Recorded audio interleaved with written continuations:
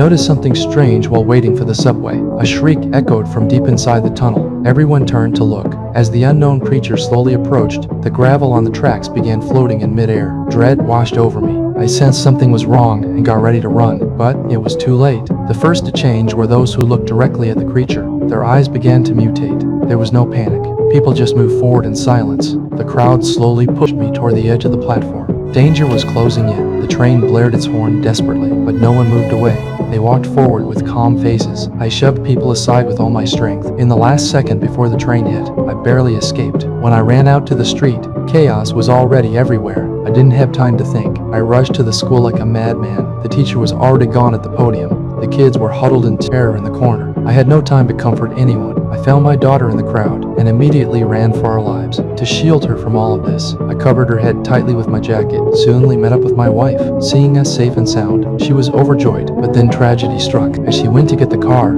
a speeding vehicle hit her hard. Just a few months later, the whole city became a silent ghost town. People ended their own lives in terrible ways. The beaches were covered with the fallen. The creature had the power to capture human minds. Anyone who laid eyes on it would instantly go blank and lifeless, and then end their own life. Only a few survivors escaped underground, living like rats in total darkness. But with supplies running out, people turned violent and desperate. They fought brutally over a scrap of bread. To survive, we had to risk going outside for food, but only with our eyes covered, feeling our way through the ruins like blind men. My daughter and I wore ink-blackened goggles. We looked at the desolate city before us. We had nowhere to go. Then we heard sounds in the distance. Another group of survivors was out scavenging. They used a shopping cart to lead the way, with a spool mounted on top and a long rope trailing behind. That's how they kept track of their path, so they wouldn't get lost out there. I whispered a few words to calm my daughter. Then I called out to them. I told them I hadn't eaten in days and begged for some food. But Jack, the leader, turned me down flat. His companions urged him to keep moving. For my daughter's sake, I quickly offered to trade generators for food. They stopped when they heard that. I told them I'd found several generators in a building, but the equipment was too heavy. I couldn't carry it alone. I knew the location. They were tempted. They'd been living in darkness for so long. They longed to light even a small lamp. Just as they hesitated, a sinister wind suddenly swept up behind them.